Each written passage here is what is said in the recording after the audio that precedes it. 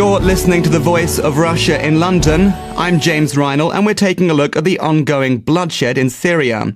After almost 16 months of increasingly violent opposition to President Bashar al-Assad, and the Syria crisis becomes ever more worrying. Events in recent days suggest the tensions there are developing an increasingly sectarian dimension.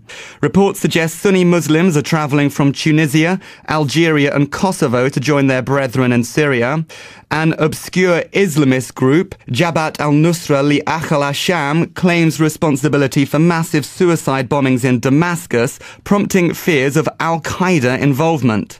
Sectarian clashes between Sunnis and Alawites, the president's powerful minority clan, are spilling across the border into Lebanon. What initially looked like a secular movement against Assad's rule could be evolving into a region-wide jihad between rival religious factions. Meanwhile, Assad shows no sign of backing down, and the opposition Syrian National Council remains deeply divided. So, is Syria in danger of becoming like Iraq in the dark days of the al-Qaeda insurgency? Is there any hope left in the peace plan and monitoring of the international envoy Kofi Annan? And does the argument for foreign intervention get stronger as the bloodshed gets worse? To probe these questions, we're hosting a discussion in our London studio. I'm joined by Yossi Mekelberg from the think tank Chatham House and Regent's College, James Denselow, a blogger and commentator on the Middle East, Abdul Wahab Omar, the Syrian opposition activist, and Viktor Mizin from the Moscow State Institute of International Relations over the line from Russia. Okay, to get the ball rolling, I'd like to get a single sentence answer from each of you to the following question. First of all, to you, Yossi, is the Syria crisis evolving from a political to a sectarian conflict? In a single sentence, I think from the beginning there was an element of sectarianism in this conflict. It just got worse because it couldn't achieve any positive result. Okay, and James? I think there's increasingly sectarian elements to it, but I would still describe it as an opposition to the regime that's very diverse in its makeup. Okay, and Abdul Wahab Omar? I believe there are two sects in this conflict. The one is the sect that has a degree of conscience. On the other side, the sect that has lost all conscience whatsoever. Yet the regime is playing along those religious lines. And Victor, over the line to Russia. Yes, I think it's quite the case, and contrary to what many Russian conspiracy theorists are thinking that United States had instigated Arab Spring, I think that it was completely unexpected process, and now it only enhances the positions, the foothold of all extremists, marginals and terrorists like Al-Qaeda. But unfortunately, I think that Assad regime is doomed because I am probably naive messianic thinker, but I think that democracy will sooner or later prevail worldwide. Maybe I'll turn back to you, Yossi, at this stage. You said that it was sectarian to begin with and that it's getting worse. Can you maybe present an analysis of what we've seen over the last few days? For example, the bomb attacks in Damascus that left 55 people dead and almost 400 wounded. Is there any link in your mind between what happened there and Al-Qaeda? I think there might be, and Al-Qaeda is kind of an abstract an amorphic definition. It's not an organization with a chain of command. Just if you look at the letters allegedly were left by bin Laden, it's more an ideas and more way to operate than in a chain of command that tells certain people what to do and what not to do. But the sectarianism started in the sense that the opposition was always been divided there. There was no sort of ideology or ideas how to get what. The only thing, as James said earlier, is getting rid of Assad, the president, and the regime for 40 years.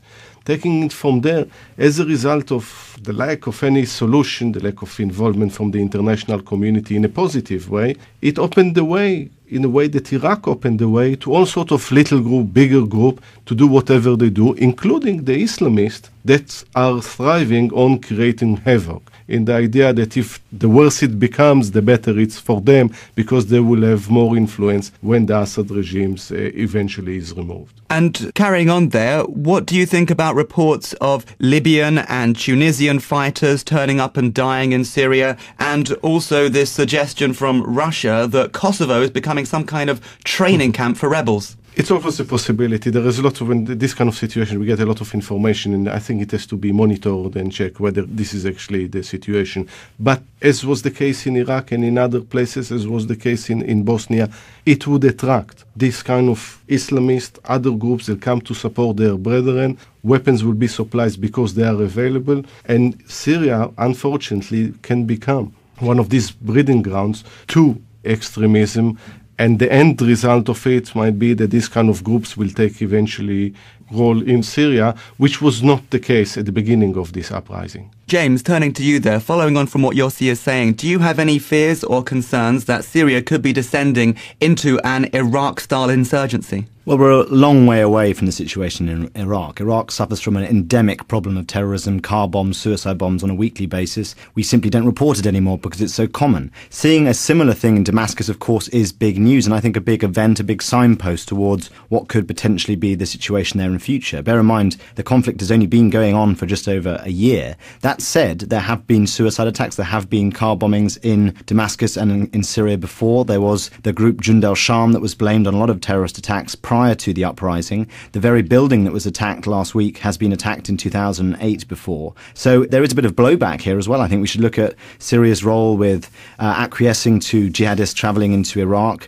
It's interesting that on the jihadist websites, the Al-Qaeda in Iraq grouping is urging its followers to flow back into Syria. There's rumours that the head of Al-Qaeda in Iraq came in across from Turkey last week. I think the Americans pick up a lot of chatter. They put a lot of investment in monitoring this, and they're saying that they don't believe this is a regime attacking itself, but rather this is the act of an Al-Qaeda-esque group. And I think for them to say that proves that there is a degree of intelligence to prove that. However, that doesn't mean they have a structural organisation that can run a serious counter-insurgency in the country. Al-Qaeda is a franchise, as Yossi mentioned, that thrives in non-state contested zones, in chaotic environments. And the opposition in Syria is huge and multifaceted and diverse, a product of the fact that Assad dominated the oxygen of the country politically for decades, and it's very understandable for the opposition to be diverse. However, I think we should hold back from saying that we're in full-scale Iraq-style scenario right yet. Maybe I'll turn to you at that stage, Abdul Wahab Omar. Do you have any concerns that what started out as a pro-democracy secular movement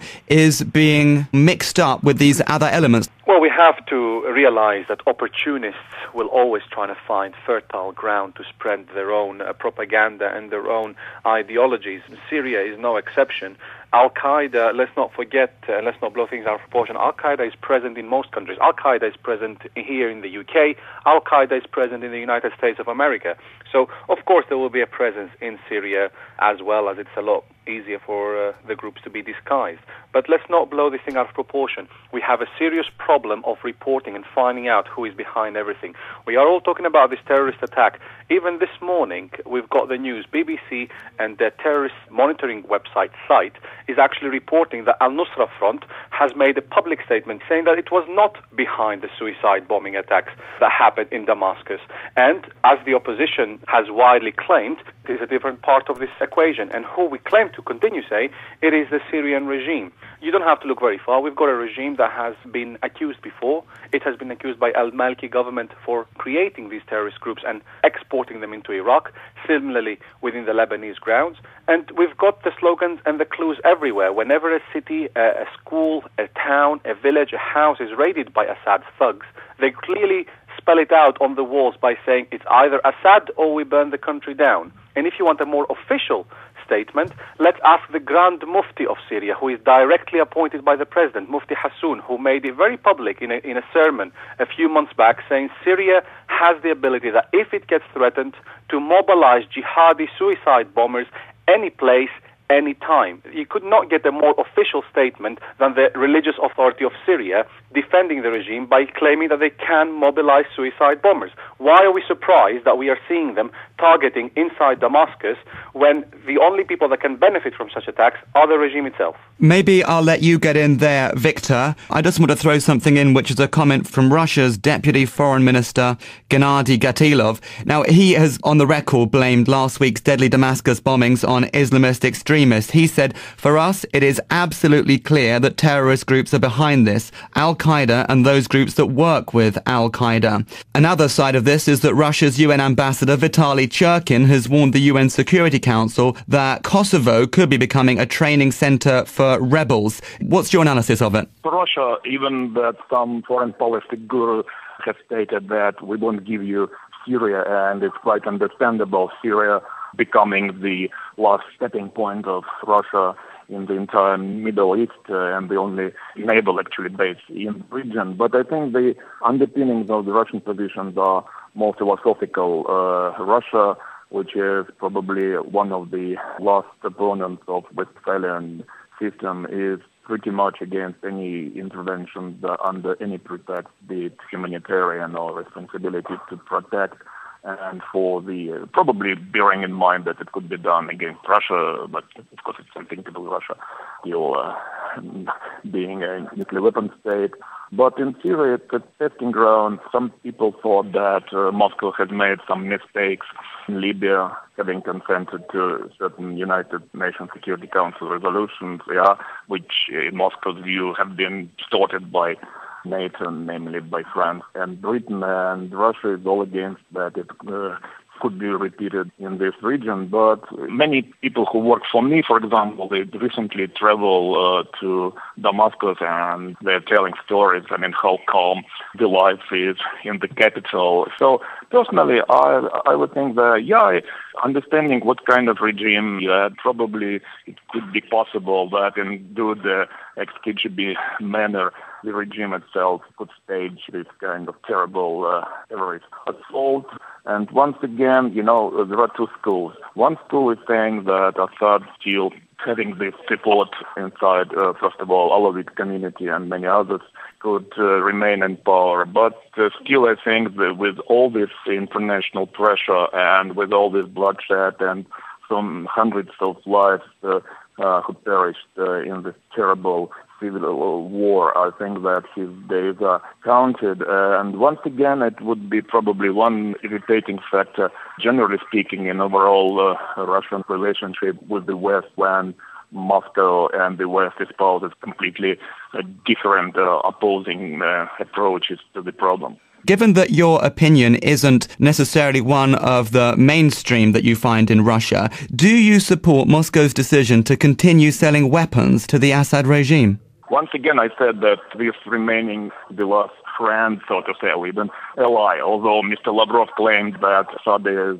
not an ally and that what Russia is doing just trying to avoid becoming bloodshed or intra-sectarian war. But I think, of course, selling armaments, and we know how many ships have been intercepted in the Mediterranean for that matter. I don't think that it's very wise policy, although, of course, Moscow now is doing everything on the one hand to support the international efforts like the mission of Kofi Annan, on the other hand to tell Assad that Moscow and probably Beijing are still on his side. And I don't think it's very wise politics because it more and more looks like Russia is supporting all oppressive regimes in the Arab world. It doesn't mean that the so-called, and it probably will be the same case in Syria, that all Arab Spring revolutions are bringing some benign forces. It could be some very nasty pro-Islamist or even marginal forces, but I believe in the wisdom of Arab people, and I think sooner or later we shall overcome. And of course, it's completely against the interest, for example, of Russia or the United States, that all those authoritarian but very, modernization propitious regimes have been supplanted by some very not quite well understood forces ranging from Tunisia to the military in Egypt. And of course, we see this turmoil in Libya. And of course, the prediction could be that if the regime is toppled, it could result in a terrible civil war, sectarian infighting in Syria as well. But still, I think that it's how the democracy or democratization process is coming even to this part of the world, which many experts thought is ossified and would sleep at least for many decades. James Denselow. Yeah, I just want to quickly go back to this bombing and the whodunit aspect of things, because what I find quite interesting, especially comparing it with what happened in Iraq, is that sectarian car bombings and suicide car bombings in Iraq tended to target areas in which there was a large concentration of one sect or another. Now, in this particular bombing, we have a smaller bomb that goes off against a security building that takes down a part of that building's wall. Then you have a second bomb that comes a few minutes later and targets the crowd that have gathered around the first bombing, which is another classic Al-Qaeda tactic to kill as many civilians as possible. So does this mean the attack was against the security building or was looking to kill as many civilians as possible? And I think that's a very important distinction because, of course, any group is trying to say, well, am I trying to sow chaos or am I trying to kill citizens of all sectarian denominations for another reason? I think that's something worth looking at.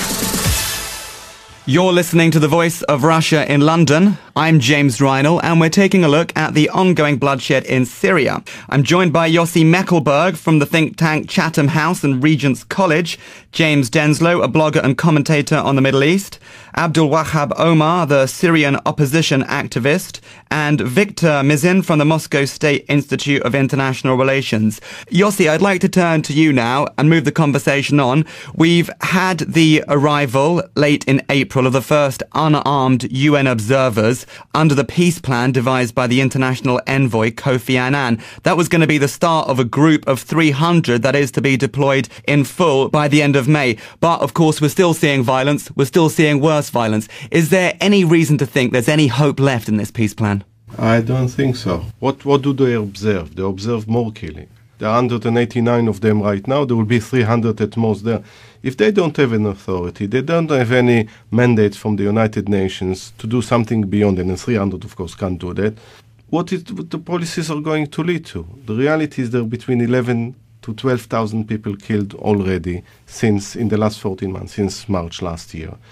The international community is confused. In many ways, the Al-Qaeda, whether it's called Al-Qaeda bomb or it's the regime, diverts from the main issue. What is the next step needs to be done with Syria?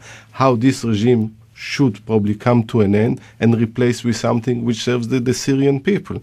And this debate, it's as long as there is no violence or the violence is the same level, similarly to Iraq, we almost ignore what happened in Syria. We are actually attracted by other international issues, and the attention span of the international community is very short.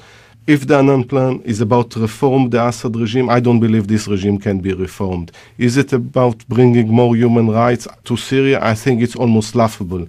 Read Human Rights Watch reports, Amnesty report. How this is going to happen? You need a mandate which is actually powerful, which is something that empower the people that oppose Assad. I don't see this happening, and as a result of this, probably it continues more bloodshed, which unfortunately attract all sorts of unsavory groups into this conflict, because that's exactly what they are looking for. Abdul Wahab Omar, over the line from Birmingham in the UK.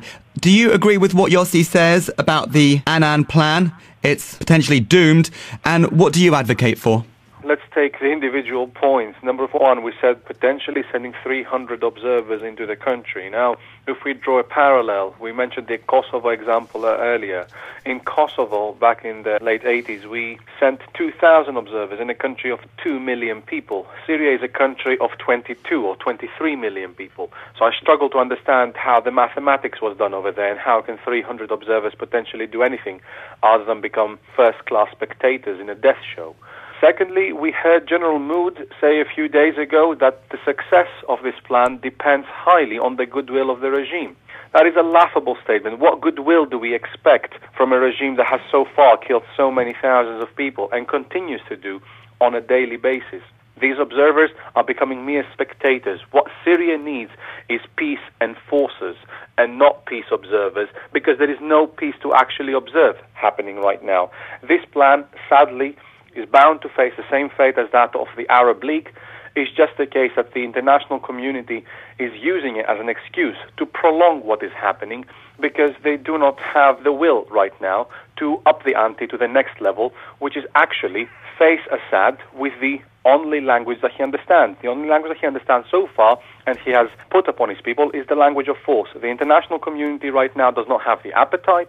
They're trying to buy time. They're hoping that this will drive, but everybody knows that what we've got so far is nothing but a failure. We are forgetting that the peace plan has got many other points which are all being ignored. Number one, talking about allowing free access to journalists We already have reports that the regime was holding international journalists in captivity and torturing them for interrogation. We are expecting to have the release of the detainees. We are only seeing more and more arrests taking place, and the situation is getting worse by the day.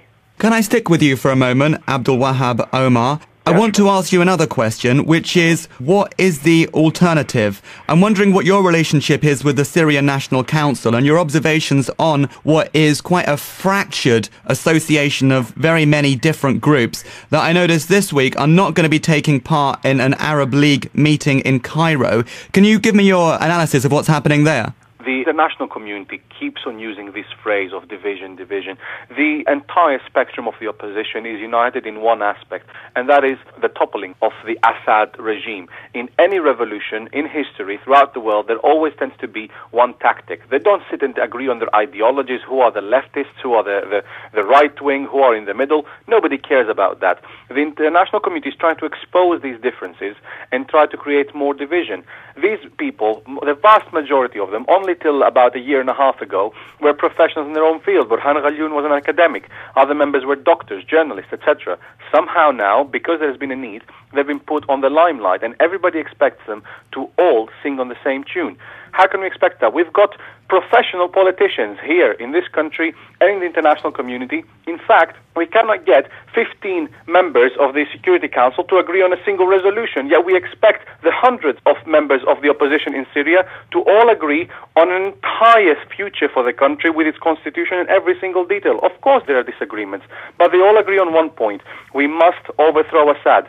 There is one split, which is a small camp, let's say about 20% of the opposition, which rejects all form of international intervention, whereas 80% of the opposition is actually calling for the international community to intervene. The international community has so far failed them, and this is brewing more and more frustration, and what we're seeing is these other forms of division. But on that point, if you're calling for international support, after the international community's experience of what we've seen in, for example, Libya and Egypt, is it not a legitimate question to ask that if Assad goes, who's behind door number 2? Well, it's only normal that once Assad leaves, a form of chaos will actually prevail. That's normal in no matter what country we look at in the world. Nobody expects to have utopia immediately after the toppling of a dictatorship. It's going to take years to rebuild the country because it took 40 years for Assad and his family to destroy it.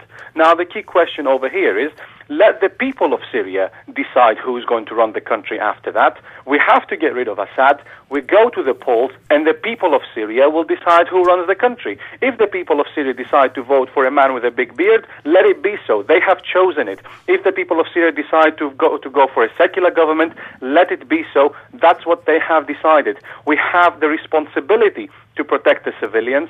We can't say we are not going to intervene because we don't know what government is going to rule the country, when what we have in the present is a government that is killing its own people. You're listening to The Voice of Russia in London. I'm James Reinl, and we're taking a look at the ongoing bloodshed in Syria. I'm joined by Yossi Mekelberg from the think tank Chatham House and Regent's College, James Denselow, a blogger and commentator on the Middle East, Abdul Wahab Omar, the Syrian opposition activist, and Viktor Mizin from the Moscow State Institute of International Relations. James, I'd like to turn to you now. We're running out of time, but maybe I can get your comments on what Abdul Wahab Omar was just saying. He says that with Assad, the only language he understands is force, and it's up for the international community to agree and use that force. Well, clearly the international community is not upholding its responsibility to protect in the case of the huge number of civilians that have died in Syria. However, I would say that the international community does not have a single position on things like the opposition or further sanction or potential action on Syria. Clearly there is divisions, and there is the Americans and the Europeans who are looking to create the Friends of Syria and trying to unite the opposition and create a process of transition by which the silent majority of Syrians can somehow feel confidence in. And then you have the Russians and the Chinese blocking any sort of form of real sanction at a multilateral platform level like the United Nations. Now, I think that's actually a convenient truth for the Western powers, who have no economic or political appetite for any form of large-scale intervention in the Middle East right now. However, the Russians themselves have got to ask what's in their own interest. The further this conflict goes on, the more the state deteriorates, the more likely it is that when the Assad regime does fall, if it is to go that way, you'll have a situation that is more like Iraq, as we discussed earlier. However, the Russians do have significant interest there. They are arguably the closest larger power beyond perhaps Iran to the regime. And it's almost like that quote from the Leopard, for things to stay the same, everything must change. And I think the Russians should be thinking in a far more imaginative manner towards affecting the behaviour of the regime, because the ceasefire is only a ceasefire in name. Clearly 300 monitors cannot put a significant break on violence in the country, and instead I think the quote of first-class tickets of a death show is a very good one, a very powerful one. And the fact that the monitors themselves are in danger of bombings and shootings, it only takes one serious incident and they're out of there. So the Annan game is the best game in town, but it's clearly not enough for the people of Syria. And maybe I'll throw that one over to you for a last comment, Viktor Mizin in Moscow. Is that fair, what James says? Russia has been blocking action through the UN Security Council, but the question is a failed Syrian state in Russia's best interests? Well, I think that Russia is understanding that probably, as I said, Assad days are counted. And as it is portrayed in national media, it's like Assad's legitimate regime is being attacked by some thugs, some militants, supported by some nasty outside forces. But I think what was said here, this level of bloodshed, which is completely unacceptable in 21st century. I'm not naive, but what we need, it's not fact-finding mission. We need peacekeepers now. UN peacekeepers, I don't know, NATO peacekeepers in the country, because this terrible situation must be stopped. And I think that lesson, once again, should be taught to all dictators. And that's why, of course, we must be flexible, but we've seen how all efforts for international solutions, they basically have been scuttled. And I think it will be the fate of Annan's plan, which is not being effectuated at full strength. So we need to do something and to prevent the, I hope, innocent people just being slaughtered. Yossi, I'll throw that over to you for a final comment. Have all international solutions been scuttled? Well, we need to go back to the drawing board and to look at this involvement. Some people don't want a repeat of Libya, but at the end of the day, it's not about peacekeeping, because there is no peace to keep. There is a need to support the opposition. The Assad regime is completely been delegitimized in this process. This is a regime that killed thousands and thousands of its own people. Now, the problem with the international community, they want a guarantee what will be the day after. No revolution in history, there was a guarantee what will happen in the day after. It's actually a discourse. There will be ongoing discussions with whoever will take over. Even the Syrians don't know what they want the day after. What kept the Assad regime right now in power is the division among the opposition, which are natural because of the nature of the society, and the division in the international community. What both needs to be actually single-minded about is about getting rid of the Assad regime and try to rebuild Syria in favor and in the interest of the Syrian people. And that's the way forward. That was Yossi Mekelberg from the think tank Chatham House and Regent's College saying that nobody knows what is going to happen the day after the revolution. I was also joined by James Denselow, a blogger and commentator on the Middle East. Over the line from Birmingham in the UK by Abdul Wahab Omar, the Syrian opposition activist. And also over the line, but from Russia, by Viktor Mizin from the Moscow State Institute of International Relations. You're listening to the Voice of Russia in London. I'm James Reinl. Stay tuned for the latest update on what's making headlines around the world.